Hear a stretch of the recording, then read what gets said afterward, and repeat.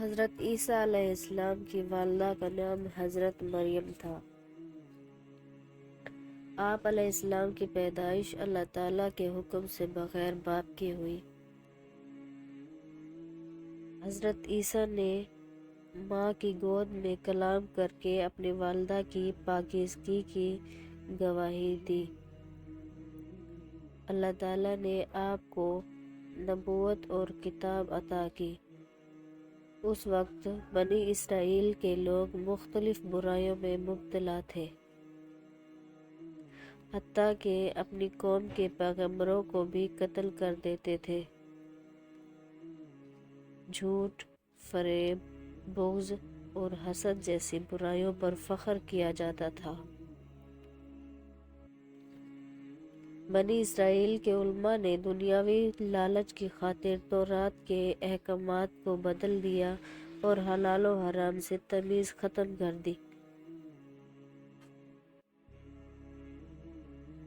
حضرت عیسیٰ نے اپنی قوم کو اللہ تعالیٰ سے محبت، مخلوق سے ہمدردی اور خالص توحید کی دعوت کی۔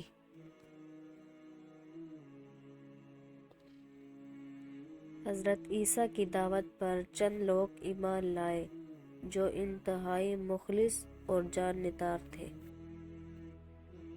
قرآن مجید میں ان لوگوں کو حواری کا نام دیا گیا ہے، جس کا مطلب ہے دوست۔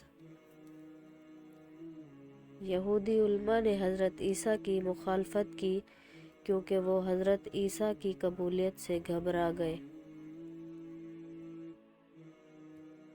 اور ان کو اپنی مذہبی اجارہ داری ختم ہوتی ہوئی نظر آنے لگی۔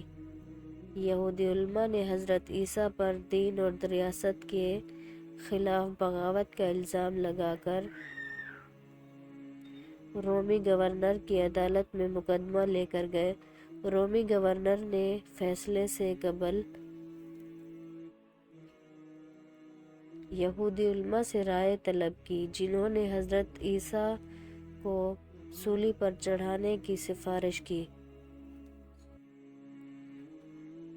رومی گورنر کی عدالت سے حضرت عیسیٰ کو سولی پر چڑھانے کا فیصلہ ہوا۔ آپ علیہ السلام کے ایک حواری نے مخبری کر کے آپ علیہ السلام کو گرفتار کروا دیا۔ وہ لوگ حضرت عیسیٰ کو پھانسی دینا چاہتے تھے۔ اللہ تعالیٰ نے اپنی قدرت کاملہ سے آپ علیہ السلام کو زندہ آسمان پر اٹھا لیا۔ قیامت کے نزدیک جب دنیا جہالت اور کفر سے بھر جائے گی،